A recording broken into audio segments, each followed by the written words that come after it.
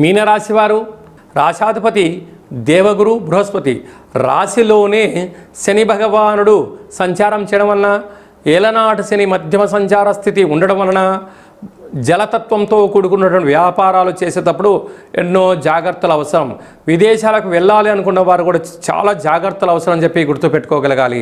వీళ్ళకు తృతీయంలో శుక్ర భగవానుడు సంచారం చేయడం వలన తల్లిదండ్రులు, గురువులు, పెద్దవారు, సత్ప్రవర్తన, ఆధ్యాత్మిక చింతన, ఆరోగ్యమైన శ్రద్ధ చాలా అవసరం అని చెప్పి కూడా గుర్తుపెట్టుకోగలగాలి. అర్ధాష్టమ రవి, అర్ధాష్టమ గురు సంచార స్థితి ఉన్నప్పుడు వేలకు తిండి, వేలకు నిద్ర, వేలకు తగు వ్యాయామము, ఔషధ సేవనం చేసుకోగలగాలి. అదే కాకుండా కూడా అపోహలకు చాలా దూరంగా ఉండాలి. అందుకే ఎవరో ఏదో చెప్పారో అని చెప్పి అపవాదులు నమ్మవద్దు. కనుక మీ జన్మ నక్షత్రం రోజున అష్టమి పూర్ణిమ తిథి యందున యంత్రాలతో, ఆయుధాలతో, భూతత్వంతో, అగ్నితత్వం